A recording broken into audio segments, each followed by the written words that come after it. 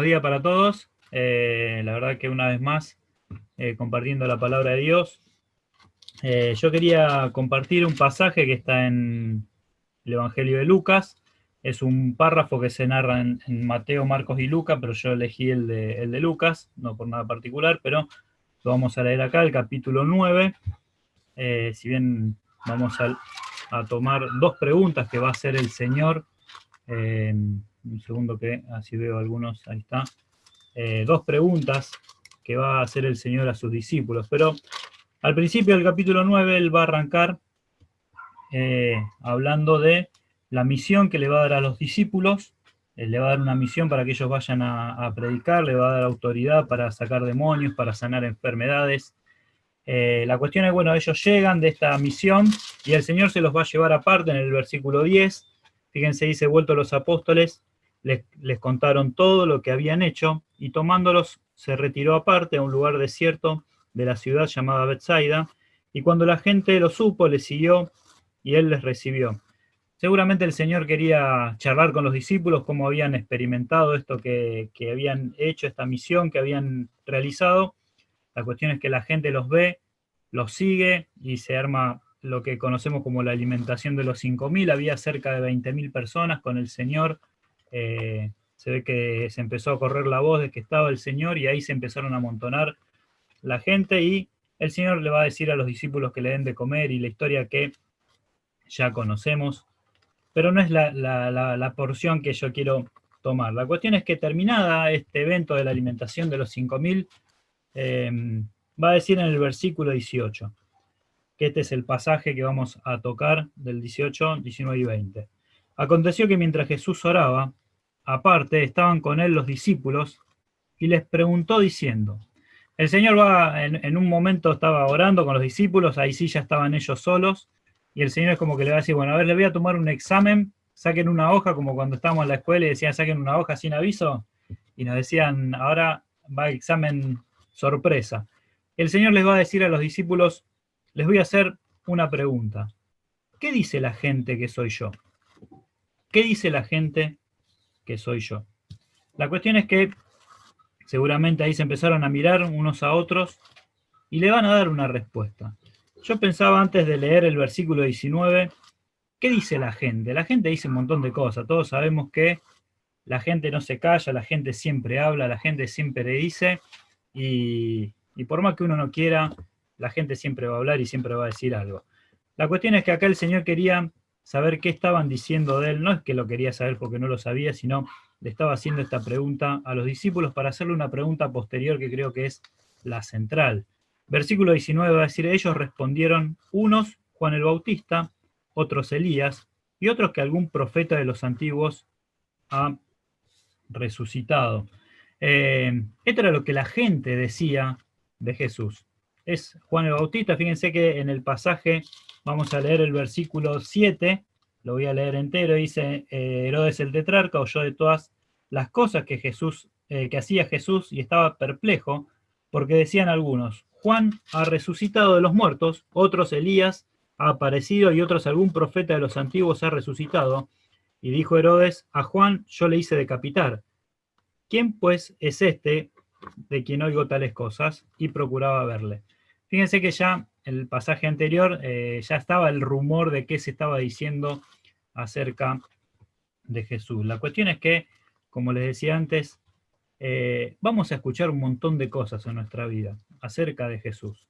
¿Quién es Jesús? Recién hablaba Gustavo de cosas que le decían en la fábrica y seguramente así en la burla deben haber dicho un montón de cosas acerca de Jesús, de que era tal cosa, de que no era, que no es tanto, que no es verdad, que sí, y un montón de cosas que la gente habla. La cuestión es, ¿qué escuchamos nosotros de la gente? O si realmente le prestamos atención a lo que dice la gente de Jesús.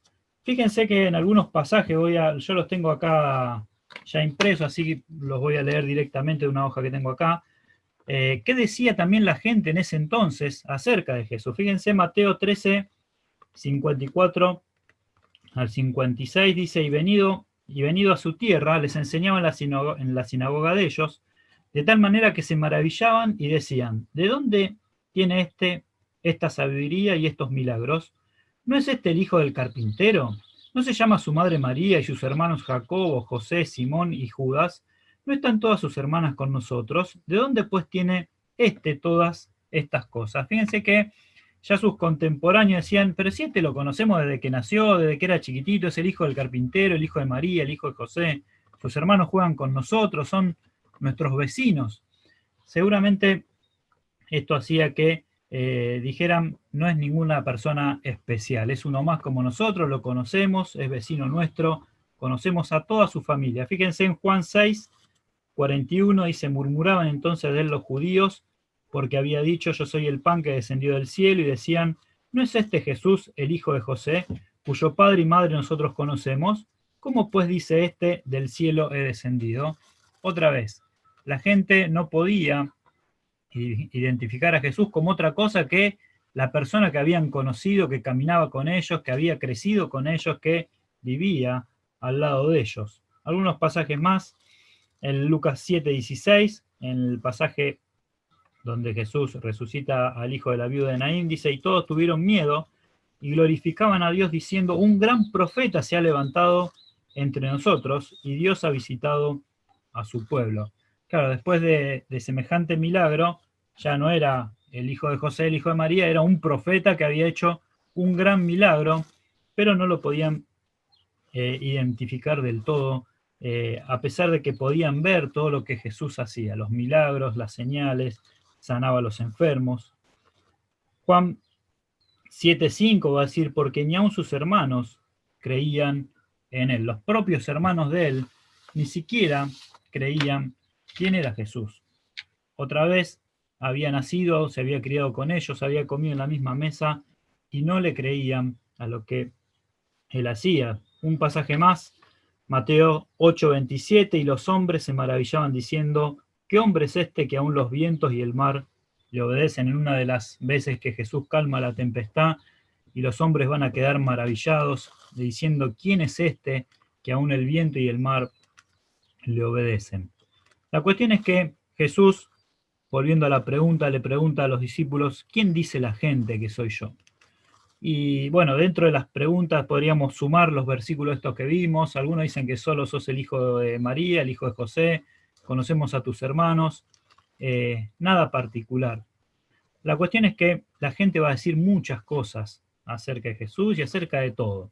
La cuestión es que nosotros, ¿a quién le prestamos atención? Si le vamos a prestar atención a la gente, a lo que dice la gente, o si realmente vamos a ponernos a investigar y a conocer realmente quién es Jesús. Fíjense que el Señor le va a volver a preguntar, y les dijo en el 20, ¿y vosotros, quién decís que soy? Creo que acá está el centro de la pregunta. La primera pregunta era para ver qué era el rumor, que seguramente el Señor ya lo sabía, seguramente lo sabía, no es que capaz que lo sabía. Él lo sabía, pero quería sacar en definitiva esta segunda pregunta. ¿Y vosotros, los discípulos, ustedes que me conocen, que estamos día a día, quién dicen que soy yo? Y ahora ya no era tan simple la respuesta, porque la primera era el rumor que hablaba la gente, ahora ya era una cuestión de cada uno de los discípulos.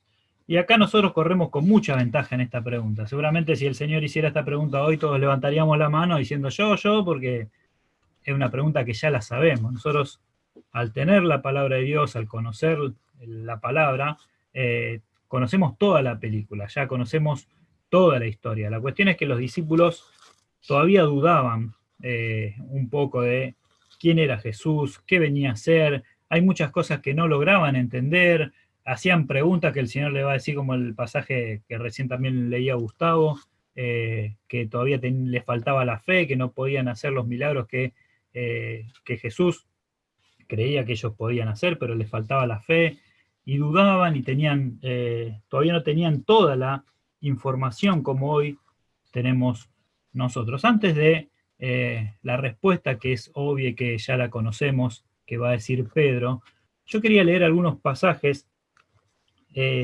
¿Para qué? Para poner en relieve de que esta pregunta que hace el Señor, nosotros tenemos una respuesta quizás más fácil para responder porque tenemos la palabra de Dios. Nosotros podemos conocer quién es Jesús, podemos saber quién es Jesús, podemos conocer toda la historia de lo que hizo el Señor, qué vino a hacer, qué hizo por nosotros, y responder quizás más rápidamente, porque como decía antes, nosotros ya tenemos, primero que tenemos la respuesta, y aparte tenemos la Biblia, que es la que nos revela todo acerca del Señor. Yo voy a leer algunos pasajes. Filipenses 2, 5 al 8, dice: haya pues en vosotros este sentir que hubo también en Cristo Jesús, el cual siendo en forma de Dios, no estimó el ser igual a Dios como cosa que aferrarse, sino que se despojó a sí mismo, tomando forma de siervo, hecho semejante a los hombres, y estando en la condición de hombre, se humilló a sí mismo, haciéndose obediente hasta la muerte, y muerte de cruz. Fíjense, este pasaje ya nos revela de una forma muy clara que Jesús, bueno, podemos leer Juan 1:1, donde dice que Jesús estaba con Dios. Vemos la encarnación del Señor. ¿Qué es lo que Él vino a hacer? Vino a obedecer al Padre, vino a morir en una cruz, vino a entregar su vida. Nosotros ya podemos, de movida, conocer el propósito por el cual el Señor vino a este mundo. Fíjense, Juan 1:3 dice: todas las cosas por Él fueron hechas, y sin Él nada de lo que ha sido hecho fue hecho. Podemos conocer a través de la palabra de que Él es el creador de todas las cosas. Jesús es el creador de todas las cosas. Colosenses 1:16 y 17 va a decir: porque en Él fueron creadas todas las cosas, las que hay en los cielos, las que hay en la tierra, visibles e invisibles, sean tronos, sean dominios, sean principados, sean potestades, todo fue creado por medio de Él y para Él, y Él es antes de todas las cosas, y todas las cosas en Él subsisten. Nosotros al leer ya nomás estos pasajes, 3 pasajes que leímos ya, aventajamos a los discípulos en un montón. Ellos esto no lo tenían, ellos no tenían la palabra, no tenían la Biblia como la tenemos hoy nosotros, no tenían toda esta información que nosotros hoy sí tenemos y podemos conocer acerca del Señor Jesucristo. Fíjense algunos pasajes más. Lucas 1:31 dice: y ahora concebirás en tu vientre y darás a luz un hijo y llamarás su nombre Jesús. Vemos que ya se anunciaba el nacimiento de Jesús. Gálatas 4:4, pero cuando vino el cumplimiento del tiempo, Dios envió a su hijo nacido de mujer y nacido bajo la ley. Y a Dios, dice Juan 1:18, a Dios nadie le vio jamás, el unigénito Hijo, el que está en el seno del Padre, Él le ha dado a conocer. Nosotros a través de la palabra podemos ver que esto ya estaba dicho de antemano, ya venía desde antes de la fundación del mundo, de que María iba a ser la madre, de que esto ya se había anunciado, que había un tiempo en que se iba a cumplir todas estas cosas, cosas que los discípulos no manejaban quizás tan bien como lo podemos hoy manejar nosotros teniendo la palabra de Dios. Paréntesis de por medio, nosotros debemos conocer estas cosas, debemos conocer la palabra de Dios. Nosotros aventajamos a los de la historia que leemos en que nosotros tenemos la Biblia, tenemos la palabra de Dios, tenemos la posibilidad de leer, de comprender, de tener literatura aún que nos explique y poder conocer el plan de Dios, el plan de salvación, quién es Jesús, qué quiere de nosotros, qué es lo que está esperando de cada uno de nosotros. Dice Hebreos 1:1 y 2 que el Hijo, que Jesús es la voz de Dios. Dice, lo voy a leer, no lo tengo escrito, lo voy a buscar. Hebreos, capítulo 1, versículo 1, dice: Dios, habiendo hablado muchas veces y de muchas maneras en otros tiempos a los padres por los profetas, en estos postreros días nos ha hablado por el Hijo, a quien constituyó heredero de todo y por quien asimismo hizo el universo. Vemos que Jesús es la voz de Dios, es aquel por cual Dios habló al hombre. Dios nos ha hablado por medio o a través de su Hijo, Jesucristo. Y también en la palabra de Dios conocemos qué es lo que Cristo está haciendo en este momento, aún después de su muerte y de su resurrección, que es lo que acabamos de recordar en la Cena del Señor.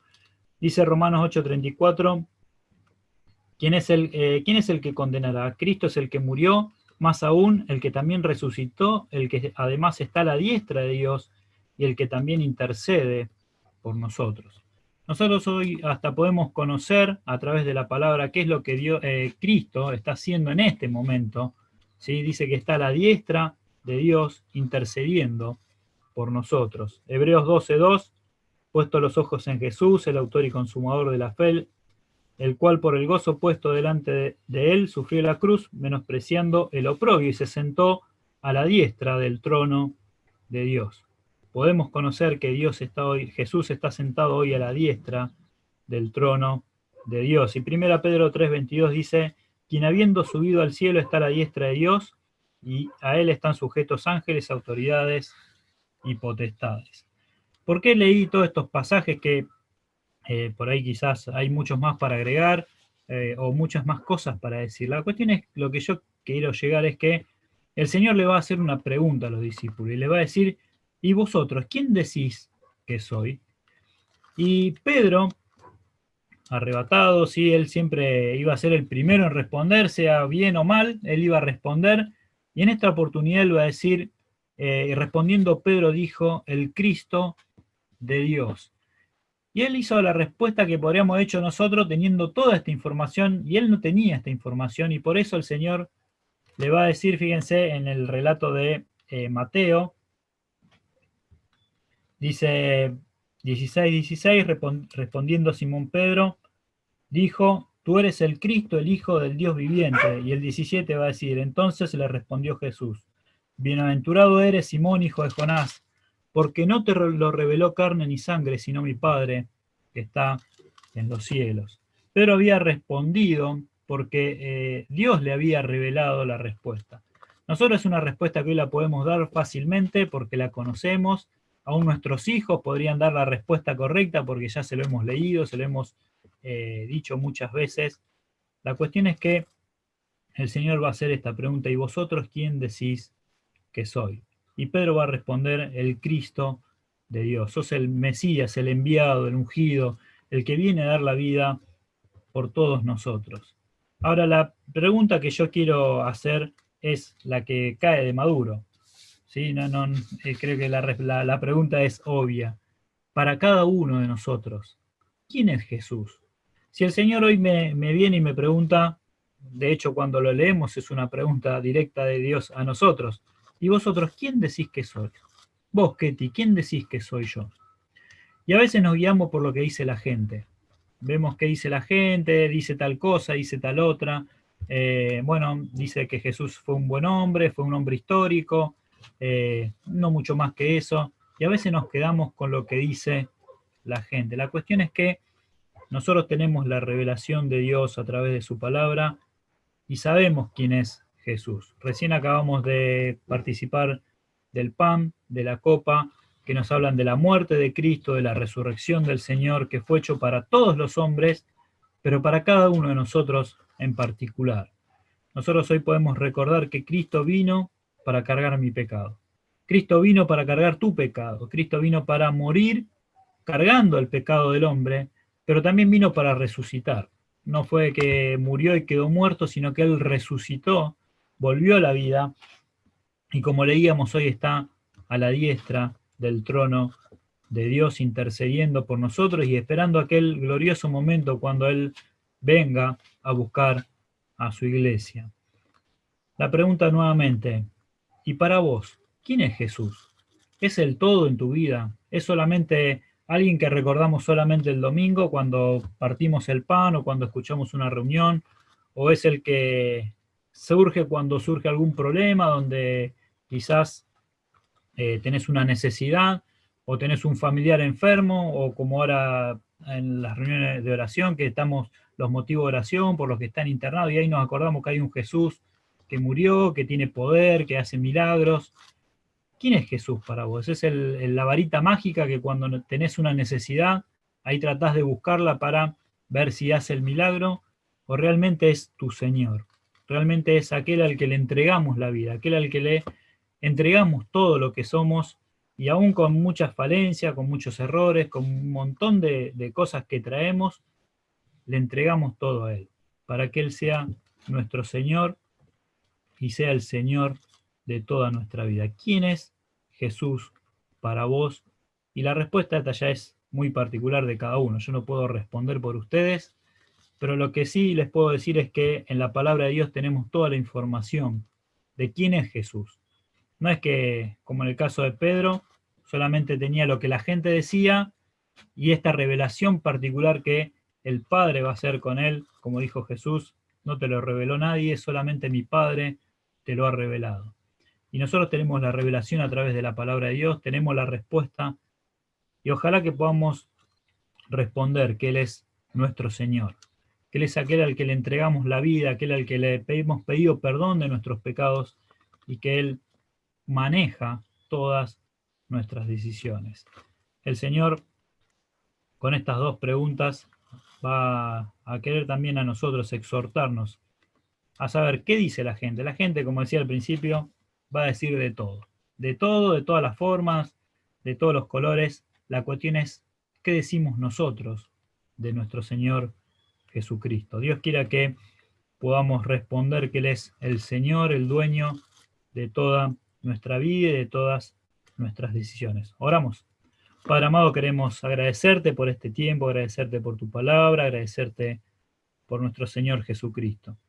Gracias porque vos nos mostrás a través de tu palabra quién es Jesús, qué vino a hacer, vino a dar su vida en rescate por la nuestra. Queremos agradecerte por los discípulos que en esta oportunidad tuvieron este pequeño examen donde tenían que responder quién era Jesús. Pero agradecerte porque quedó registrado y hoy nos estás preguntando a cada uno de nosotros quién es Jesús para cada uno de nosotros. Y ojalá que para cada uno de los que hoy estamos escuchando este mensaje vos seas el Señor, el dueño de nuestra vida. Queremos alabarte, queremos adorarte, agradecerte por tu palabra, agradecerte por la iglesia y te pedimos tu bendición en el nombre de Cristo Jesús. Amén, papá. Que el Señor nos bendiga.